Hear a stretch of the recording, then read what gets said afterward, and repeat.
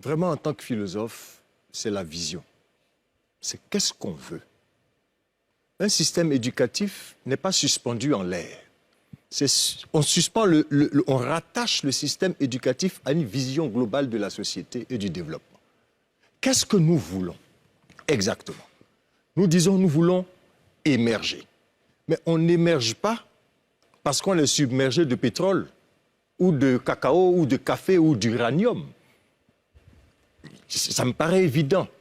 Je veux dire que l'économie d'un pays peut reposer sur le pétrole, sur l'agriculture, mais le développement d'un pays, ça repose sur l'éducation. Je vais penser en images. Vous allez à la chasse pour prendre le gibier, vous avez l'archer, vous avez l'arc et vous avez la flèche. Considérons nos enfants comme la flèche, ces flèches qui doivent voler pour l'avenir. Considérons le système éducatif comme l'arc et considérons l'archer, c'est l'État. C'est lui qui a la responsabilité de bander l'arc pour que les flèches aillent loin. Mais l'arc dont je parle, c'est quoi? Ce sont les formateurs. Et on n'insiste pas souvent là-dessus. Les formateurs, les enseignants, qu'ils soient du primaire, du secondaire ou du supérieur, qui sont aujourd'hui totalement dévalorisés et clochardisés. Je pèse mes mots. Allez au privé. Clochardisé. Clochardisé. Parce que j'ai fait 10 ans au lycée. J'enseignais dans les lycées de Côte d'Ivoire pendant au moins 10 ans avant d'arriver à l'université. J'ai organisé des sessions de bac comme président de jury. J'ai démantelé des réseaux. Mais quand vous interrogez les enseignants, généralement, c'est les enseignants du privé.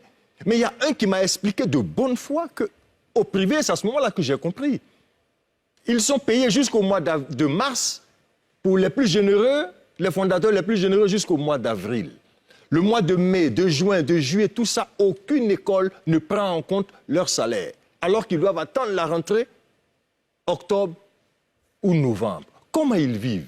Et donc c'est sur la bête qu'ils se nourrissent. C'est-à-dire que quand ils vont au BPC, ils vont au bac. Quand ils demandent les 500 et les 1000 francs, c'est tout ça. Je ne dis pas qu'ils ont raison de le faire, on les condamne.